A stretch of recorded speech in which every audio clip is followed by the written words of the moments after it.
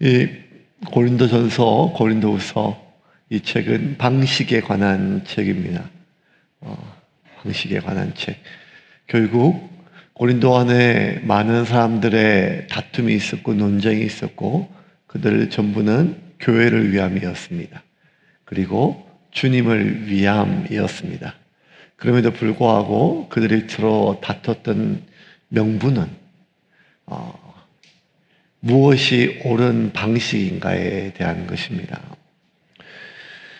많은 논쟁이 있었습니다. 할례에 대해서, 또 고기를 먹느냐 마느냐, 결혼에 대해서, 재혼에 대해서, 또 이혼에 대해서, 또 부활에 대해서, 성찬에 대해서, 또 밥하는 것 대해서, 이렇게 음식 배분하는 것에 대해서, 성찬에 대해서 굉장히 오늘날 우리 교회들이 현대 교회가 가지고 있는 동일한 그런 이슈들을 같이 문제가 제기가 되었고, 그 다양한 그러한 질문들에 대한 바울의 대답은 늘 동일했습니다. 그게 뭐였는가 하면 아데아포라. 그게 그렇게 중요한 문제는 아니라는 것입니다. 아니 지금 교회가 쪼개질 정도로, 아니 신앙이 흔들릴 정도로 지금 진리를 위해서 사람들이 싸워서 도저히 해결되지 않는 그 상황 속에서 이 바울에게 그 답을, 그 결론을 구했음에도 불구하고 이 바울은 그게 그렇게 중요한 문제가 아니다. 아디아포라의 문제다. 그건 진리의 문제도 아니고 옳고 그름의 문제도 아니다. 단지 그 상황에 맞춰서 각각 신앙의 양심에 따라서 행동하면 된다.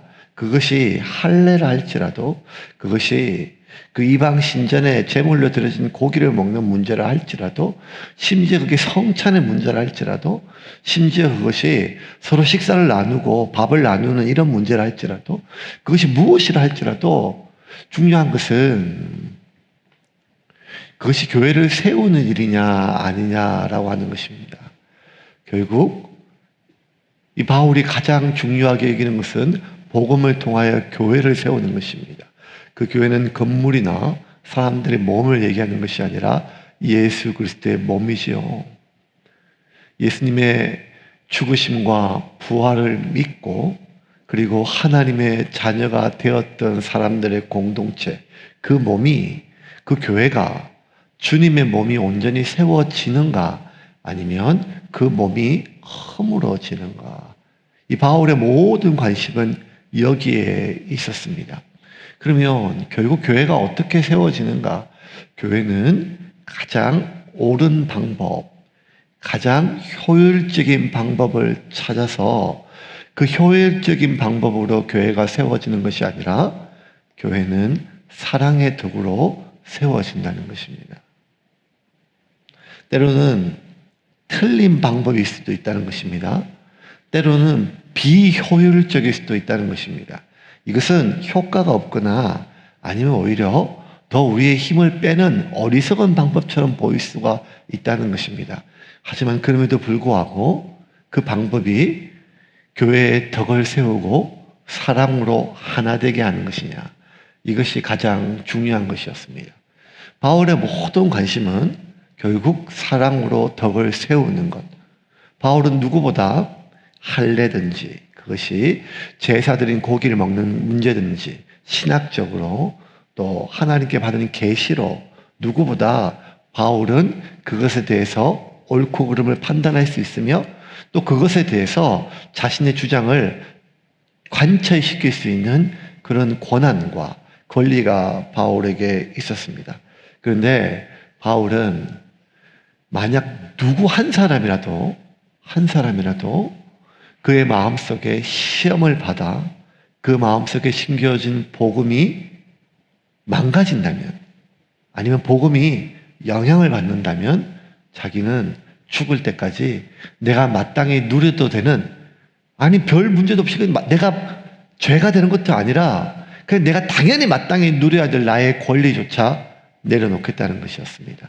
그것이 내가 고기를 안 먹는 한이 있다 할지라도, 내가 그렇게 세웠던 교회에서 생활비를 받지 않는다 할지라도 나는 한 사람이라도 그 사람의 마음속에 하나님이 심어준 그 생명의 복음이 손상되는 일이 있다면 나는 마땅히 내 모든 권리를 내려놓고 죽을 때까지 사랑으로 종 노릇하겠다. 이것이 이제 바울의 관점입니다.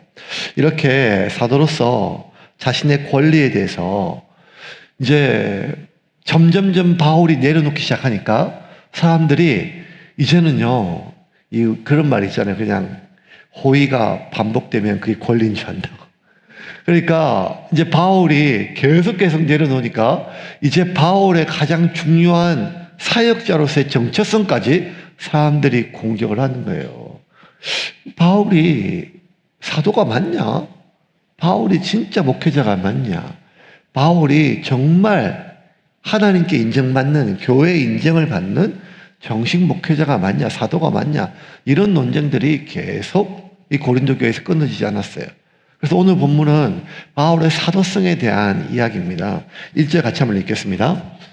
내가 자유인이 아니냐 사도가 아니냐 예수 우리 주를 보지 못하였느냐 주 안에서 행한 나의 일이 너희가 아니냐. 내가 자유인이 아니냐 사도가 아니냐 예수 우리 주를 보지 못하였느냐 주 안에서 행한 나의 일이 너희가 아니냐. 사도가 아니냐 자유인이 아니냐. 지금 고린도 교회는 크게 파가 세 파예요. 하나는 바울, 하나는 또 아볼로, 또 하나가 게바, 베드로예요. 베드로는 여기서 아무런 일도 안 했거든요. 고린도 교회 가보지도 않았어요. 근데 왜 베드로가 있는지. 근데 베드로는 이 유대인들에 있어서 고린도 교회 안에 헬라파 유대인들과 그 다음에 이 유대인 성도, 그러니까 헬라파 성도들과 유대파 성도들 사이에 이 베드로는 유대파 성도들이 좀 지지를 많이 받고 있었어요. 왜냐하면 율법을 지지하고 할례도 행해야 되고 여러 가지 절기 뭐 이런 문제에 대해서 아무래도 이 베드로가 얘기하는 것들이 훨씬 더 자신들의 율법에 무언가 도움이 되기 때문이었습니다. 그렇게 계속 공격을 받았거든요. 그래서 각각 바울, 아볼로, 게바. 그런데 아무래도 이 고린도 교회를 바울이 세웠으니까 바울파가 좀 많겠죠. 그런데 바울파가 더 많이 공격을 받았어요. 왜냐하면 아볼로파와 게바파에 집중적으로 공격을 받았어요. 그러면 이 아볼로파와 게바파가 바울을 공격하는 주된 공격 포인트는 두 가지예요. 첫 번째가 뭔가 하면 바울의 사도가 정통성이 있느냐 이겁니다. 아니 바울은 예수님의 사도가 아닌데 오히려 예수님 못 박는데 예수님 죽는데 아니 예수님의 제자 아니 스데반 집사가 죽는데 증인으로 나섰던 사람인데 예수 믿는 사람 잡아 죽이던 사람인데 뭐 이런 사도의 정통성. 또 하나는 뭔가 하면 돈 문제였었어요. 바울이 자꾸 성도들에게 돈을 받았다는 거예요. 바울이 사람들에게 돈을 요구한다는 거예요. 이런 것들이 계속해서 바울에게 이 큰 공격의 빌미가 되었어요. 근데 이런 바울의 바울을 공격하는 빌미를 이해하기 위해서는 당시 이 고린도에 있는 문화적 특성을 좀 우리가 이해할 필요가 있는데, 고린도 같은 경우는 이제 그 신전이 많잖아요. 신전이 많으니까, 신전이 많고, 그 신전마다 각각 신들이 다 달라요. 그러니까 제우스 신, 뭐 비너스 신, 그 다음에 뭐 불의 신, 그 다음에 뭐 전쟁의 신, 그 다음에 뭐 술의 신, 뭐 바카스, 뭐 이런 것도 있고, 다 이렇게 다 사랑의 신, 큐피트 다 신전이 있었거든요. 그리고 또 하나는 이제 그리스 이제 철학자들 이런 영향을 많이, 헬레니즘 영향이니까 그리스 철학의 영향을 받으니까 이 떠돌이 그 철학자들이 많았었어요. 그래서 이제 막 돌아다니면서 자기의 어떤 주장을 하는 거예요. 그래서 뭐 노세 젊어서 노세 늙어지면 못 노나니 뭐 이러면서 이제 에피큐로스 학파라처럼 이렇게 막 지금 놀아야 된다. 인생이 다 지금 놀아야 된다. 여러분 이가 좋을 때 고기를 많이 드십시오. 뭐 이런 식으로 여러분 눈이 좋을 때 좋은 것 많이 보십시오. 뭐 이렇게 얘기하는 것처럼 늙어지면 못 논다. 지금만 뭐 이런 아니면 우리가 보고 즐기는 거 그거 아무것도 아니다. 정말 중요한 것은 영혼의 즐거움이다. 영혼의 즐거움은 무엇인가? 우리가 생각하는 하나님 만드신 이런 영혼이 아니라 그 플라톤의 어떤 뭐 이상적인 영혼 뭐 이런 거예요. 그래서 육체는 나쁘고 그 인간에 있는 정신은 선하니까 정신적 즐거움을 추구해야 된다. 그래서 혹시라도 결혼을 하더라도 육체로 서로 접촉하지 마라. 그냥 바라만 봐라. 뭐 이런 식으로. 뭐 이런 어떤 금욕주의 합파. 뭐 그러니까 그런 각각 자기들의 어떤 그 떠돌이 철학자들이 많았거든요. 돌아다니면서 이제 자기의 어떤 철학을 전해요. 그럼 이 사람들이 어떻게 생계를 유지하는가 하면 사람들에게 그렇게 모아가지고 그 자신들의 독특한 어떤 궤변들을 전하고 사람들이 모이면 그들에게 이제 자신의 생활비들을 요구를 해요. 마치 무슨 도사처럼. 이런 것들이 많았기 때문에 당연히 마치 우리나라 한민족 같은 경우는 불교가 오래됐기 때문에 아침에 이제 스님이 목탁을 두드리면 뭐 쌀 한 줌이나 아니면 뭐 이렇게 뭐라도 조금 내주는 게 당연한 문화인 것처럼 이 고린도 쪽에서는 고린도 그 지역에서는 그렇게 떠돌이 철학자들, 떠돌이 종교인들에 대해서 그들이 당연히 자신의 생활 쓸 것을 사람들에게 요구하였고 또 어떤 사람한테는 진짜 빨대 꽂는 것처럼 막 그 사람의 막 영혼을 막 그냥 지배를 해가지고 예언한다 하고 뭐 재앙이 임한다 하고 막 이렇게 사람들을 위협하고 조정해가지고 많은 돈을 뜯어내는 사람도 있었고 그러니까 이런 것들이 그 시대의 굉장히 문화였고 또 사회적인 어떤 문제였기 때문에 그러한 어떤 프레임을 바울에게조차 썼던 거예요. 왜냐하면 바울은 교회에서 생활비를 안 받았거든요. 그 천막을 만들었고 이 브리스길라 아굴라처럼 같이 천막을 만들었고 근데 바울이 아예 생활비를 또 안 받은 건 아니에요. 왜냐하면 가는 데마다 바울이 다르게 행동했어요. 왜냐하면 우리 지난 주일날 우리가 설교 들은 것처럼 빌립보 교회 같은 경우는 계속 바울의 필요를 채웠거든요. 빌립보 교회만. 그 빌립보 교회에서 바울이 자신의 생활비를 받는 것에 대해서는 아무런 문제의식을 갖지 않아요. 오히려 감사하고 감사를 표했어요. 그 바울은 오늘 본문에 계속 뒤에 하반절에 다다음 주 우리가 나누겠지만 이 하나님의 말씀을 전하는 사람이 그 말씀을 통해서 구원받은 사람들로부터 생활비를 받는 것을 당연히 여기고 그렇게 해야 된다 이렇게 전했던 사람이에요. 그런데 왜 바울이 지독하게 가는 모든 교회에서 나는 조금이라도 생활비를 받지 않겠냐라고 이렇게 계속 했는가 하면 가는 데마다 바울을 비방하는 사람들의 이 비방의 두 공격이 어디를 가든지 간에 사도성과 바울의 돈 문제예요. 그러니까 아예 빌미를 안 주려고 바울이 휘말리지 않으려고 철저하게 애를 썼는 모습들이 이제 사도행전이나 다른 서신서들을 보면 알 수가 있어요. 그러면 지금 오늘 이 고린도 교회에서도 바울에 대해서 제일 집요하게 공격하는 것이 사도성이에요. 실제로 예수님의 12사도가 아니에요. 그러면 새롭게 뽑혀진 사도가 이제 사도행전 1장에 보면 마띠아인데, 마띠아. 이 가룟 유다가 죽고 이제 한 사람이 비니까 사람들이 제비를 뽑았어요. 그럼 제비를 뽑기 위해서는 그 후보군이 있어야 되거든요. 후보군이. 그 후보군을 어떻게 뽑았는가 하면 명확하게 그 후보의 자격을 이렇게 뒀어요. 예수님이 세례를 받으신 예수님의 공생의 기간이에요. 그러니까 예수님의 공생의 기간에 함께 했느냐. 그리고 예수님의 죽으심과 예수님의 부활하시고 40일 동안 사람들에게 보이고 성천하기는 그날까지 예수님의 공생의 기간에 함께 예수님의 기적을 보고 예수님의 말씀을 듣고 예수님의 죽으심과 예수님의 부활하심의 증인, 자기가 전해 들은 거 말고 증인이 될 수 있는 사람을 사도로 자격으로 주어지고 그 사람들을 후보군을 뽑아놓고 그 중에 제비를 뽑아서 이 마띠아를 뽑았어요. 그러면 이제 사도에 대한 자격이 명확하게 그 사도행전 1장의 규정이 돼요. 이게 뭔가 하면 예수님의 세례를 받으시는 그 순간부터 마지막 성천하시는 기간 동안 예수님과 함께 다니고 예수님의 음성을 듣고 가르침을 들었으며 예수님의 기적을 보고 듣고 경험했던 사람. 사도행전 1장 21절부터 23절까지 같이 읽겠습니다. 이러함으로 요한의 세례로부터 우리 가운데서 올려져 가신 날까지 주 예수께서 우리 가운데 출입하실 때에 항상 우리와 함께 다니던 사람 중에 하나를 세워 우리와 더불어 예수께서 부활하심을 증언할 사람이 되게 하여야 하리라 하거늘 그들이 두 사람을 내세우니 하나는 바사바라고도 하고 별명은 유스도라고 하는 요셉이요 하나는 마띠아라. 사도에 있어서 중요한 것은 증인이라는 거예요. 내가 보고 듣고 직접.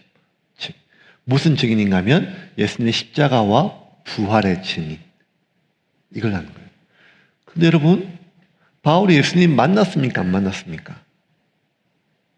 바울이 예수님 만났죠. 바울이 예수님을 만났기 때문에 그가 예수 믿는 사람을 잡아 죽이던 사람에서 예수의 죽음과 부활을 증언하는 증인이 되었죠. 바울이 예수님을 어디서 만났습니까? 다메섹 도상에서 만났죠. 다메섹 도상에서 분명히 예수님을 만났고 예수님과 대화하였습니다. 환상이 아니라 직접 예수님을 만났습니다. 바울이 물었고 예수님이 대답하셨습니다. 바울은 누구보다 명확한 예수님에 대한 증인입니다. 뿐만 아니라 여러분, 이 고린도 교회가 세워진 이유가 주님이 직접 바울에게 가서 계속 복음을 전하라는 거예요. 사실 바울이 전도여행에서 이제 고린도에 도착을 했어요. 그래서 이제 회당에서 복음을 전하는데 너무 사람들이 방해를 하고 바울을 또 공격을 해요. 그래서 바울이 잘 안 하는데 어떻게 얘기했는가 하면 좀 피신하면서 너희가 이렇게 내 복음을 받아들이지 않는다면 내가 먼지를 떨어버리고 가겠다. 이렇게 했어요. 근데 그날 밤에 주님께서 바울에게 나타나셔가지고 그렇지 말고 담대하게 계속 복음을 전해라. 이 성에는 나의 백성이 아직 많다. 라고 하는 주님의 말씀을 직접 듣고 바울이 고린도에 남아서 교회를 설립한 거거든요. 사도행전 18장 9절 10절 같이 읽겠습니다. 밤에 주께서 환상 가운데 바울에게 말씀하시되 두려워하지 말며 침묵하지 말고 말하라. 내가 너와 함께 있음에 어떤 사람도 너를 대적하여 해롭게 할 자가 없을 것이니 이는 이 성 중에 내 백성이 많음이라 하시더라. 자, 주님이 직접 만나셨어요. 자, 그러면 여러분, 바울은 자신의 사도에 대해서 충분히 입증할 수 있는 자신의 경험이 있어요. 사건이 있어요. 일이 있습니다. 내세울 수 있는 증거가 있어요. 그런데 끊임없이 자신에게 제기되는 이 사도성에 대해서 네가 진짜 목회자가 맞냐, 사역자가 맞냐, 주의 종이 맞냐라고 하는 이 공격을 자신이 어떻게 증거를 삼았는가 하면 자신이 예수님을 만났던 사건에 대해서 조금도 언급하지 않아요. 이 교회가 고린도 교회가 어떻게 설립됐는지도 전혀 언급하지 않아요. 바울이 언급하고 바울이 계속 얘기하는 거 한 가지 여기 뭔가 하면 나의 보증은 예수님을 만난 사건이나 아니면 베드로나 아니면 여러 가지 사도들의 나를 인정하는 그런 인정이나 아니면 내가 전도여행 가운데 죽은 사람도 살리고 기적을 행했고 이 수많은 사건들을 내세우지 않고 뭘 바로 내세웠는가 하면 나에게 사도성을 문제를 제기하는 바로 너희가 내가 주님의 사도라고 하는 것에 대한 인치입니다. 보증이라는 단어를 썼어요. 여러분, 오늘날 교회의 정통성을 인정하는 게 뭐겠어요? 교회의 정통성에 대해서. 오늘 교회 어떤 자매가 자기가 이제 뭐 영어 공부하고 배우는 게 있었는데 영어를 성경을 가르치는 그런 건데 이제 그 좋은 프로그램이에요. 그래서 자기도 배우고 아이들도 배우기 위해서 돈을 지불하고 그리고 행복했는데 자기가 이제 그 자격증을 따기 위해서는 이제 교회가 어느 이단이 아닌지를 확인하기 위해서 어느 교회인지를 등록해야 된대요. 그래서 세움교회를 등록했는데 세움교회가 그 교회 명단에 없대요. 그래서 나한테 아까 전화가 왔더라고, 낮에. 목사님, 세움교회가 등록이 안 됐어. 그래서 내가, 등록이 안 돼? 어디에 등록이 안 돼? 그렇더니만 자기가 뭐 하려고 하는데, 그게 보니까 이제 현대종교라고 하는 그 이제 뭐 이렇게 옛날 탁지원 목사님하고 이렇게 하시는 현대종교에서 하는 교회 114라는 게 있더라고요. 그래서 이제 이단인지 아닌지 판별하기 위해서 정통교단 뭐 이렇게 해가지고. 그래서 아니, 세움교회가 개척교회 이제 뭐 그대로 또 한 9년 됐으니까. 그리고 이제 교단도 있고, 노회도 있고, 근데 왜 여기 안 돼 있지? 그러니까, 야, 신호동에 우리만 안 됐냐? 그랬더니 다시 물어보니까 그 자매가 하는 말이 신호동에 아무도 등록된 교회가 없대요.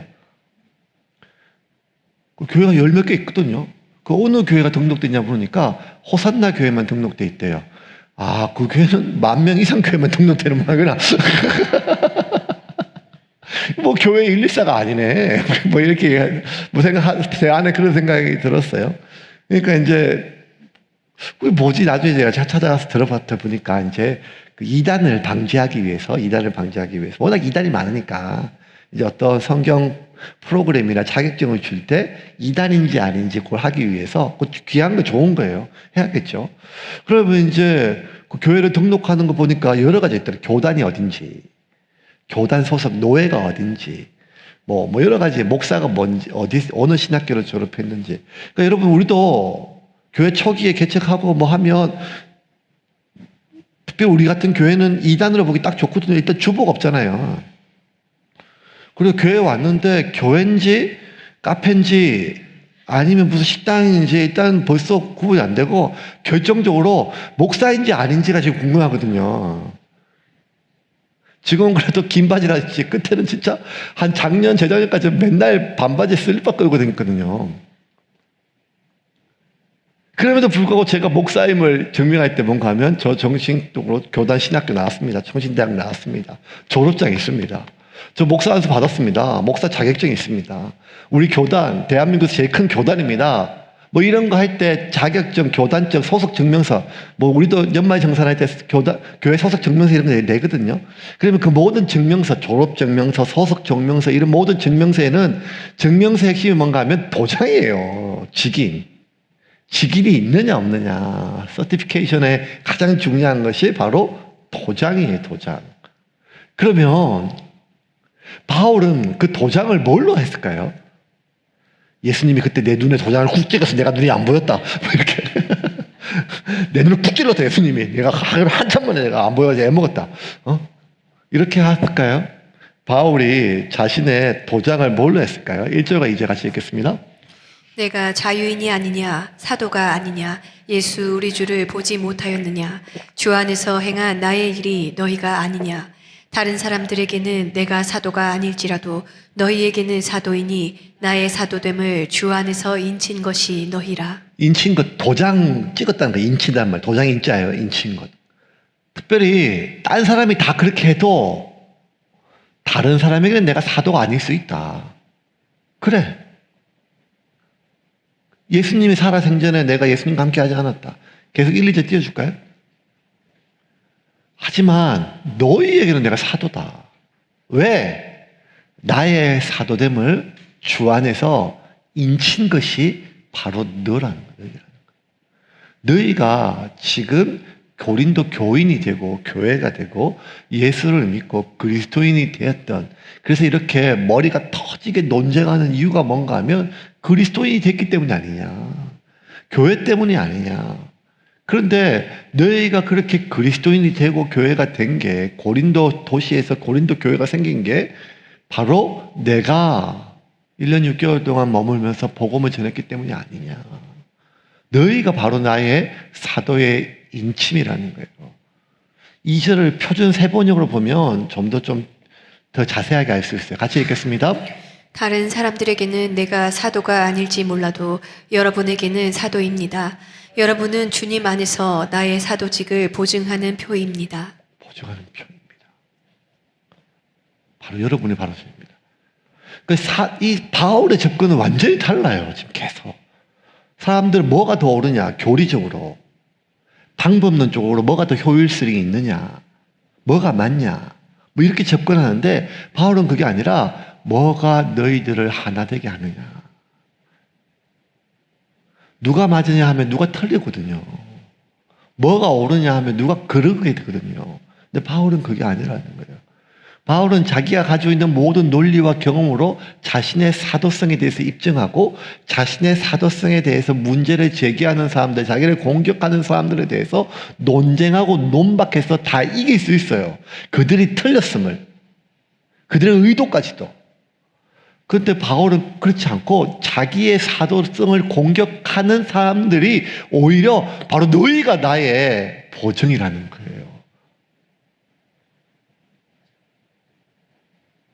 공격을 공격으로 받지 않습니다. 방어로 받지 않아요. 결국 여러분, 바울은 이게 진심이에요. 가는 데마다 사람들이 자기를 업신여기고 공격하지요.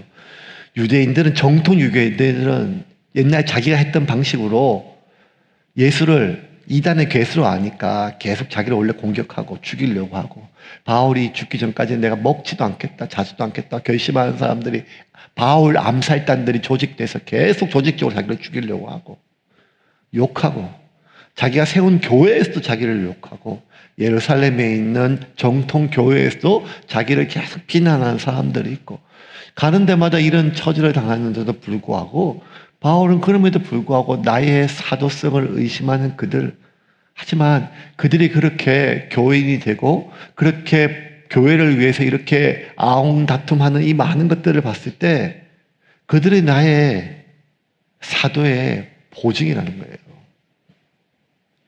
여러분,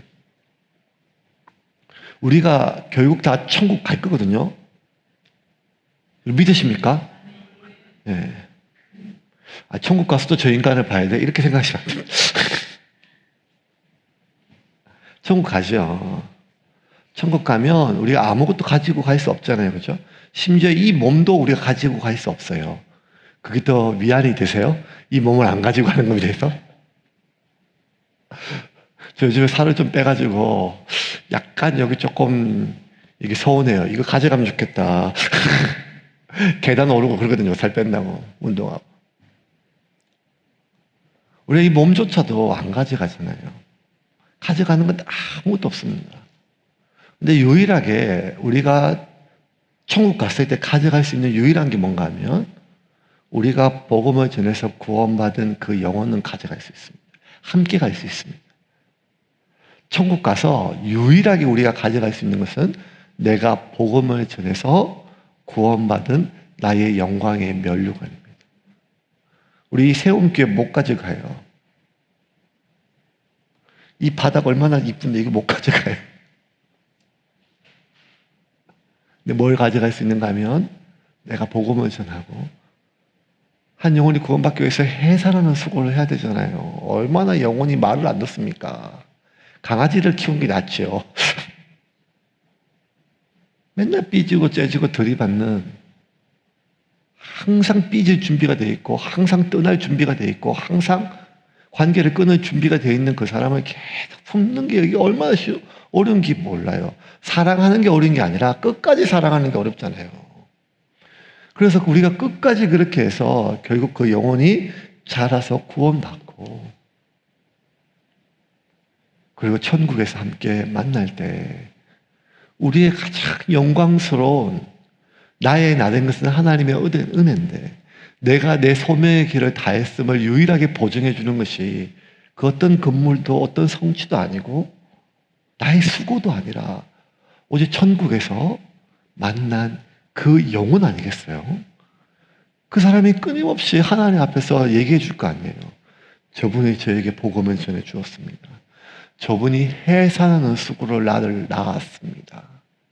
저분이 나의 배신을 견뎠으며 저분이 나의 매정함을 견뎠습니다. 우리의 유일한 면류관이에요. 현정자매 우리 교회 오기 전에 우리 교회 어떤 집사님 회사 직원이에요. 근데 한 3년 동안 계속 그 자매님만 교제하고 기도하고 양육하는데 제가 하나 좀 놀랐던 게 뭔가 하면 보통 사장님이 전도한 직원은 교회에 오래 안 나오거든요. 왜냐하면 관계가 계속 좋을 수는 없잖아요. 그죠? 우리 다 알잖아요. 아름다운 이별은 없는 거.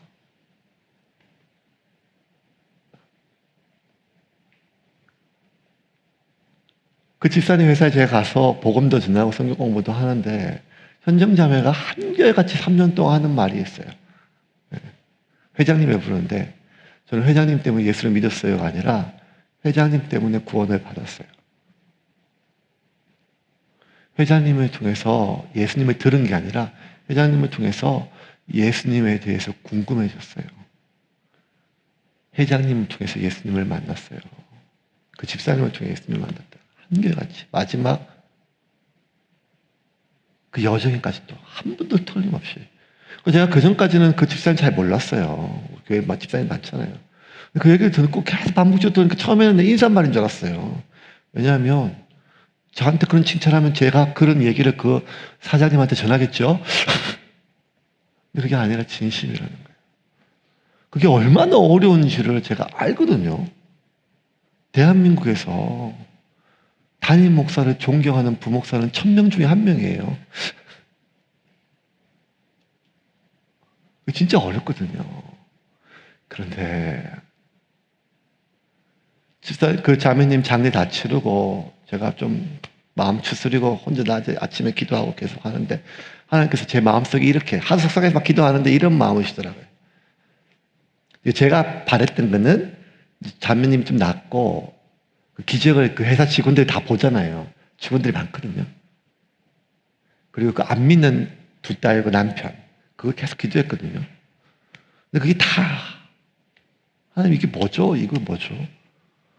하나님께서 한 영혼의 구원받는 것이 얼마나 귀한 일인데 지난 3년 동안의 세운교와의 만남, 저와의 만남이 그렇게 쓰였다는 거예요. 그리고 그 집사님이 사용됐다는 거예요. 하나님께서 분명하신 로 저한테 너무 큰 위로가 되고 그 집사님께 전화해줬어요. 여러분, 사도 바울이 뭐라 얘기하는가 하면 나의 갈려갈 길을 다 마치고 관자와 같이 전자와 같이 내가 부음이 됐고 마지막 피 한 방울, 마지막 눈물 한 방울, 마지막 피 한 방울 다 짜가지고 주님의 복음을 위해서 마지막까지 달려갔는데 그 평생의 모든 삶에 내가 이만하면 나의 달려갈 길, 내게 주어진 소명의 길을 내가 끝까지 달려갔다라고 하는 그 보증이 뭔가 하면 고린도 교회 교인들이었어요. 자기를 비방하는, 자기를 부정하는, 자기를 공격하는. 하지만 그럼에도 불구하고 아무리 그가 나를 공격하고 나를 부정하고 나를 비방한다 할지라도 그가 나로 인하여 복음을 전해 들은 것은 부인할 수 없거든요. 바울은 그것을 자신의 기쁨으로 여겼어요. 배신으로 가슴 아파한 게 아니라 여러분의 보증은 무엇입니까? 여러분의 지금의 삶에 여러분의 세움교회 교인으로서의 보증이 뭡니까? 여러분 지금까지 세움교회가 아니라도 거쳐왔던 수많은 교회 여러분의 헌신, 여러분의 수고, 여러분의 기도 그리고 무엇보다 여러분의 진심 무엇이 보증입니까? 집사, 권사, 목사, 선교사 그 어떤 것도 아니라 오직 우리를 통하여 구원받은 영혼이 우리의 보증임을 믿으시기를 바랍니다.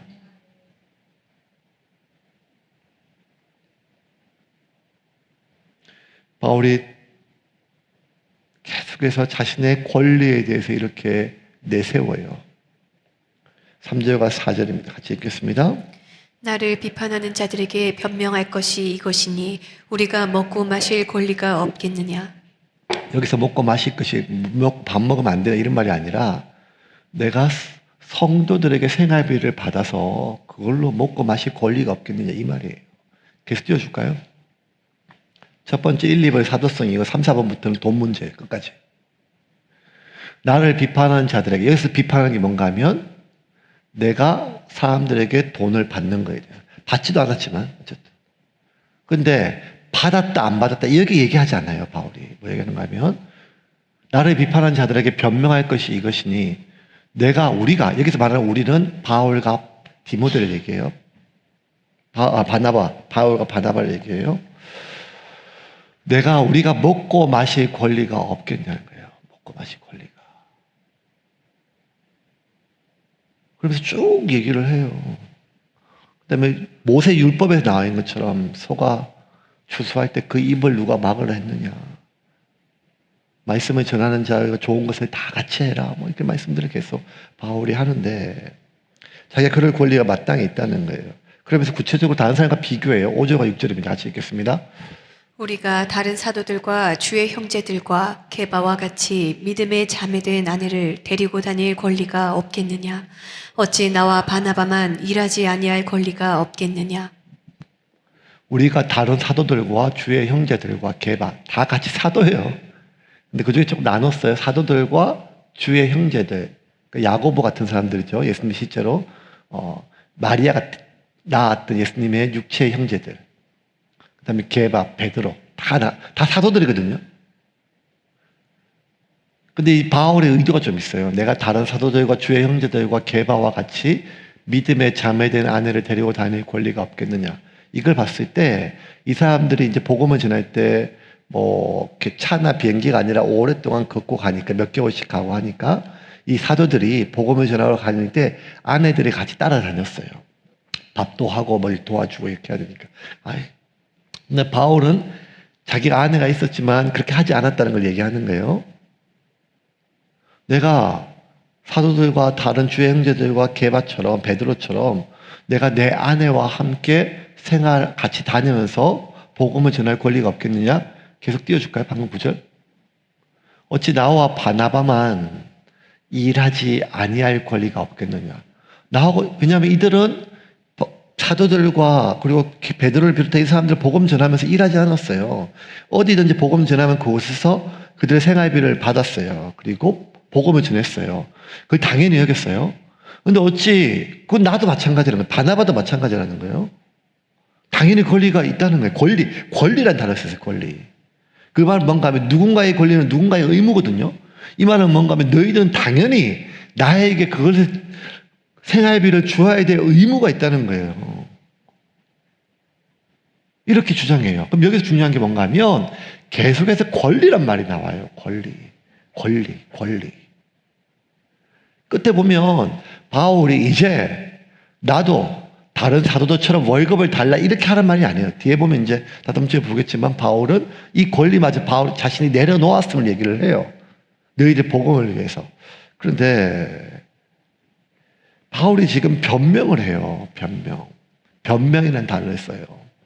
이 변명이라는 단어가 자신의 어떤 죄를 감추기 위한 비겁한 뉘앙스가 아니라 법정에서 자기를 변호하는 어팔로기라고 하는 그 헬라어는 법정 용어예요. 그러니까 이 나를 고소하는 사람과 검사가 나를 정죄하고 나의 혐의를 입증하기 위해서 계속 공격하면 나나 아니면 내 변호사가 나를 방어하는 변호, 이걸 이제 변명이라는 단어를 썼는데 지금 바울은 뭐라 하는가 하면 법정에서 서로 치열하게 싸우는 것처럼 지금 바울은 자신의 사도성 그리고 자신이 그렇게 돈 문제에 있어서 깨끗함에 대해서 오히려 권리가 있음에 대해서 치열하게 지금 싸우고 있는 중에 지금 전쟁을 하고 있는 거예요. 그럼 바울은 왜 이렇게 지금 치열하게 전쟁하고 있을까요? 아니 교회를 설립한 사람이 이렇게 모욕하고 비난하고 부인하는데 가만히 있을 사람이 누가 있겠습니까? 네, 싸워야 되죠. 그런데 여러분 이 싸우는 게 바울이란 말이에요. 이게 왜 좀 이상한가 하면 이제 지금 9장인데 한 넉 장 뒤에 보면 고린도전서 13장이 나와요. 뒷부분에. 13장이 무슨 장이죠? 사랑장이에요. 사랑장을 얘기하면서 뭐라고 하면 사랑은 오래 참고 사랑은 온유하며 사랑은 성내지 아니하며 바로 뒤에 쓴단 말이에요. 지금 바울이. 이 바울이 진심이란 말이에요. 사랑에 대해서 계속 얘기하면서 사랑은 마지막에도 사랑은 모든 것을 참으며 사랑은 모든 것을 믿으며 사랑은 모든 것을 견디느니라. 사랑의 시작도 참는 것이고 사랑의 마지막도 참고 견디는 것이다. 성내지 않는 것이다. 그리고 바울이 1장부터 지금까지 계속 한결같이 얘기해 뭔가 하면 이게 교회를 세우는 것인가 허무는 것인가, 교회는 무엇으로 세우는가 하면 무엇이 옳은가 마땅히 권리가 있는 이게 아니라 사랑으로 덕을 세우는가, 이게 바울의 일관된 논리잖아요. 그러면 바울이 지금 싸우면 안 되죠. 싸운다는 것은 자기가 자기를 변호한다는 것은 내가 맞고 네가 틀렸음을 입증하는 거잖아요.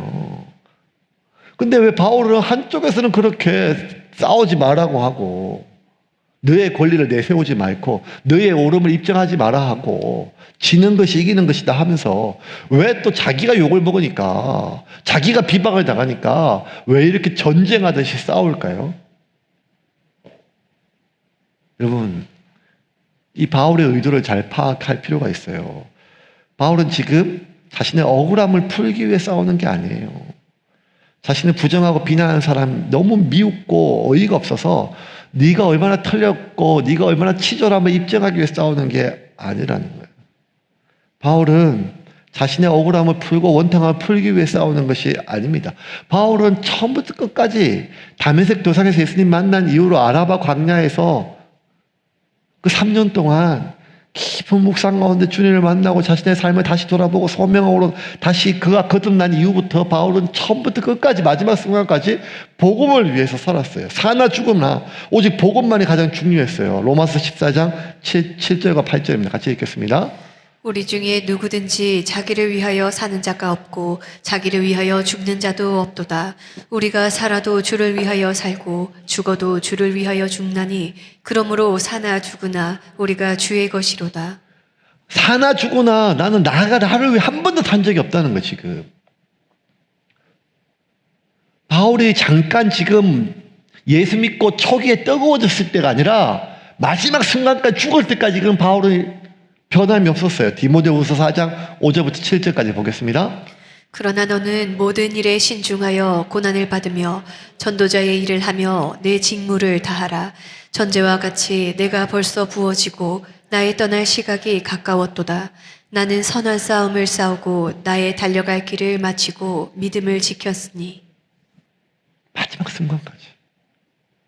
그럼 바울은 지금 자신의 명예를 위해서 자신의 억울함을 풀려고 싸우는 게 아니라는 거예요. 바울이 싸울 때는 바울이 싸울 때는 하나밖에 없어요. 바울은 사랑을 오래 참고 온유함이요.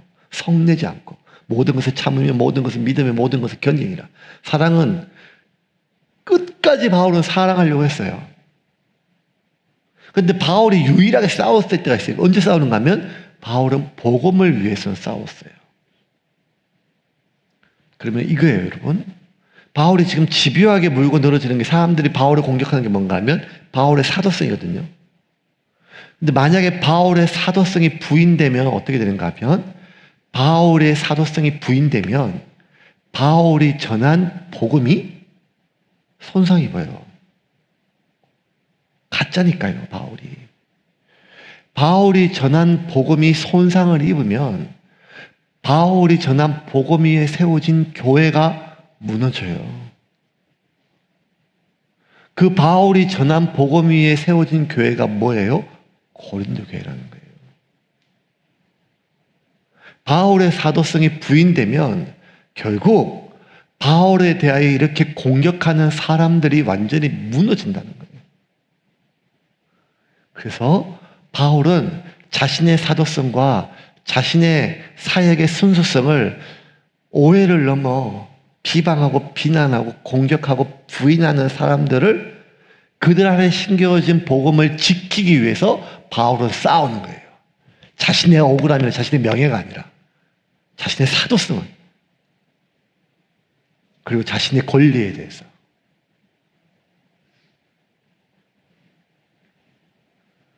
왜냐하면 바울에게 가장 중요한 것은 복음이고 그 복음을 통하여 사람들이 구원받는 주님이 나에게 주신 그 소명이 그 무엇보다도 귀하거든요. 그래서 바울이 2차 전쟁 마치고 예루살렘을 돌아갈 때 곳곳에서 성령께서 말씀해 주시고 또 예언자들이 너 가면 이렇게 죽는다, 묶인다. 그렇게 해도 바울은 가려고 했어요. 그게 중요한 게 아니다. 중간에 밀레도에서 에베소에 있는 장로들을 불러서 마지막 작별을 할 때 바울이 이렇게 얘기를 합니다. 사도행전 20장 22절부터 24절까지 같이 읽겠습니다. 보라, 이제 나는 성령에 매여 예루살렘으로 가는데 거기서 무슨 일을 당할는지 알지 못하노라. 오직 성령이 각 성에서 내게 증언하여 결박과 환난이 나를 기다린다 하시나 내가 달려갈 길과 주 예수께 받은 사명 곧 하나님의 은혜의 복음을 증언하는 일을 마치려 하면은 나의 생명조차 조금도 귀한 것으로 여기지 아니하노라. 여러분 이 말씀 잘 보세요. 지금부터 정신을 똑바로 차리고. 왜냐하면 이 말씀은 바울에게 준 말씀뿐만 아니라 지금 우리에게 해당되는 말씀이에요. 왜냐하면 이제 여러분 우리가 소명 따라 살기를 결정했잖아요. 나의 생존이나 나의 안위가 아니라. 그러면 소명을 따라 살아가는 모든 사람은 사단이 악착같이 달라붙어서 우리의 소명의 길을 방해해요. 나를 부인하고, 나를 비방하고, 나를 모욕하고, 나를 부정할 것입니다.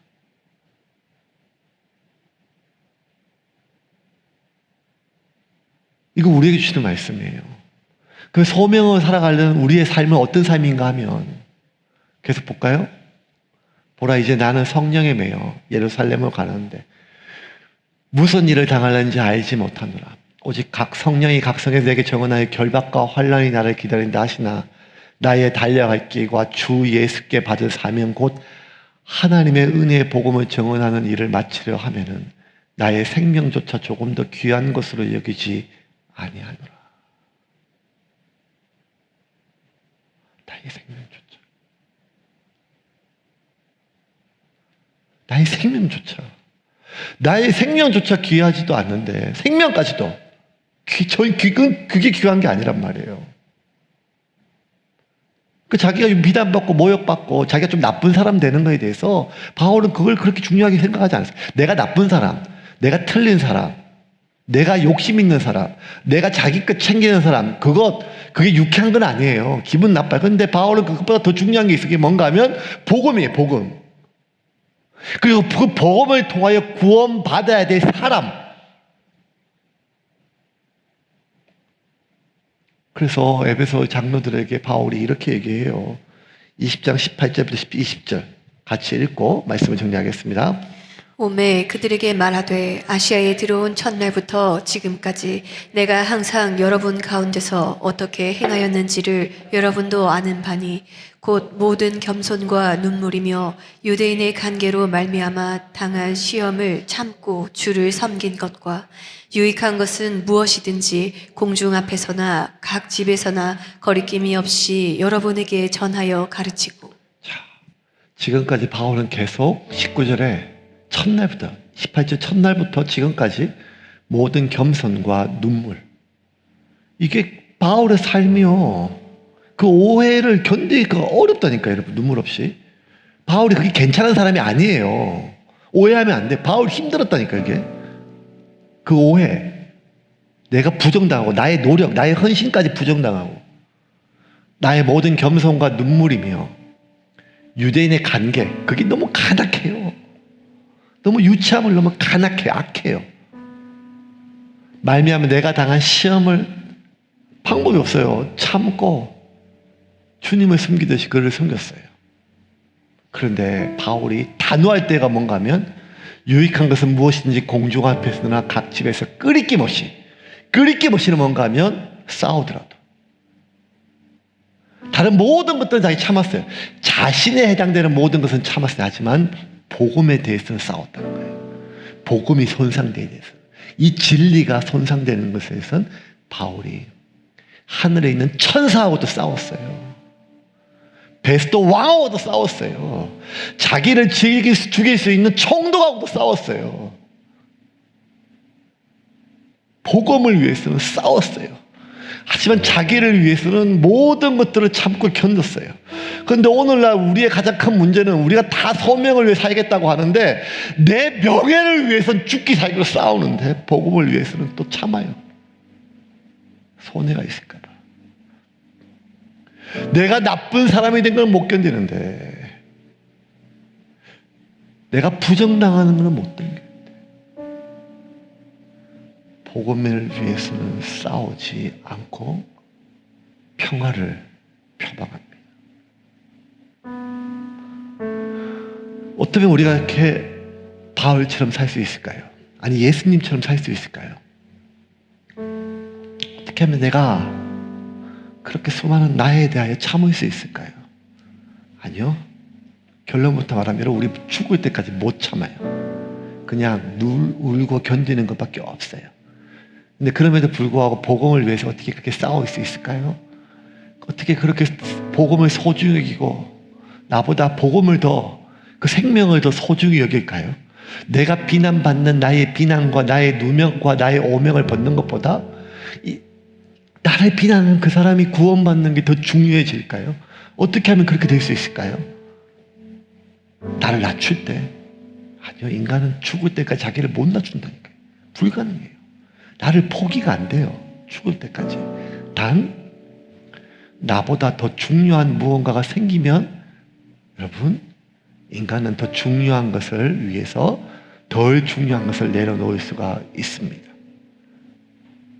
5만 원짜리가 생기면 귀한 만 원짜리를 내려놓을 수 있는 것은 정말 바보 멍충이 바보라도 할 수 있는 일이에요. 5만 원짜리가 생기면 만 원짜리가 중요하지 않을 수 있습니다. 그럼 우리의 결론은 명확합니다. 지금 왜 그렇게 우리가 내 이름에 대해서, 내 명예에 대해서 내가 오해받고 내가 비난당하고 내가 부정당하고 나의 노력과 나의 헌신이 부정당하는 데에서 이렇게 힘들고 고통스러운 이유는 내가 이기적이라서 내가 덜 성숙해서 아니요. 그만하면 성숙했고 그만하면 애썼고 아무리 해도 여러분 비난하는 인간보다 비난받는 사람이 더 낫죠. 여러분이 그게 오해라면 그만하면 최선을 다했어요. 단 나보다 더 중요한 소명을 나보다 더 중요한 그 소명을 아직도 발견하지 못했기 때문이에요. 그 소명이 나보다 더 아직 중요하지 않기 때문입니다. 이 싸움은 평생 가는 싸움이에요. 오늘 이 밤에 우리가 기도할 제목은 이것입니다. 여러분, 결국 두 가지예요. 나를 위해 싸울 것인가, 복음을 위해서 싸울 것인가. 나를 위해 싸울 것인가, 복음을 위해서. 그 복음을 통해 구원받을 영혼을 위해 싸울 것인가. 이 두 싸움을 위해서 여러분 포기하지 말고, 나약한 나 자신 때문에 포기하지 말고 주님이 우리를 그렇게 만들어 가실 것입니다. 괴물 덩거리였던 사울을 바울로 만들었던 주님이 그렇게 만드실 것입니다. 여러분, 주님이 우리를 그렇게 만들어 가실 것입니다. 정말 중요한 것이 무엇인지를 깨닫게 하기 위해서 우리가 그 주님을 의지하고 그 주님을 신뢰함으로 소명의 길을 갑시다. 하나님, 내가 소명을 포기하지 않고 가겠습니다. 그 오해, 그 부정, 그 부인, 그 공격, 그 무엇이라 할지라도 하나님, 내가 소명의 길을 가겠습니다.